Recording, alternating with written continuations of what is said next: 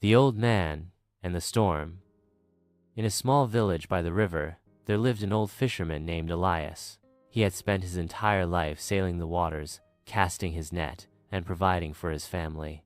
His boat, though old and worn, had been his most trusted companion for decades. But as the years passed, Elias grew weaker. His hands, once strong, trembled with age. His son, Noah, had grown into a fine young man, strong and capable. One evening, as Elias prepared to set sail, Noah stopped him. "Father, you have worked enough. Let me take care of the fishing now."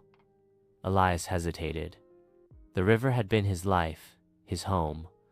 Letting go of something so dear was not easy, but when he looked into his son's determined eyes, he smiled. "All right, my son, the river is yours now, but remember, respect it, for it can be as gentle as a friend or as fierce as an enemy." From that day on, Elias stayed on shore, watching Noah sail across the river, just as he once did.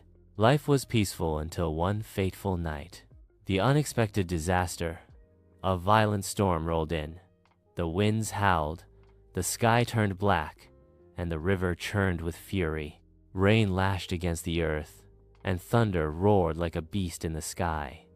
Then Elias saw something that made his heart drop. Noah's boat had capsized. Without a second thought, Elias grabbed a rope and rushed toward the river. Villagers tried to hold him back. "You're too old. The storm's too strong," they cried. But Elias didn't listen.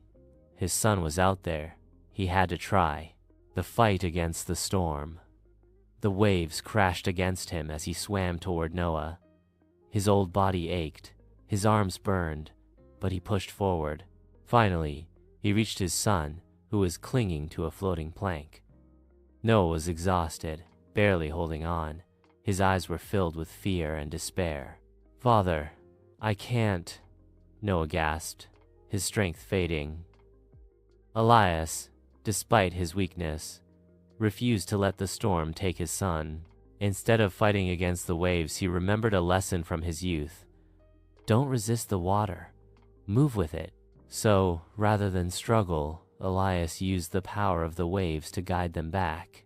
Bit by bit, he pushed Noah forward, riding the current instead of fighting it. At one point, Noah panicked. "The waves are too strong. We'll never make it." Elias looked at him and said firmly, "The storm is only as strong as your fear. Don't fight the river, trust it. Move with it, and it will carry you home." Noah listened, calming himself. Together they let the current help them instead of pulling them under, and after what felt like an eternity, they finally reached the shore. The lesson, as the villagers pulled them out, Noah looked at his father with tears in his eyes. "You saved me." "But how?" Elias smiled and said, "Son, life is like this river. When storms come, you either let them drown you, or you learn to ride the waves." Noah understood. It wasn't just about the river, it was about life. Struggles, hardships, and storms would come, but how he faced them would decide whether he sank or survived. From that day on, Noah never feared hardship, because he knew, just like his father taught him, every challenge is either a curse or a chance to rise. It all depends on how you face it, and Elias, though old, had proven that wisdom and resilience were more powerful than age. The end. Why?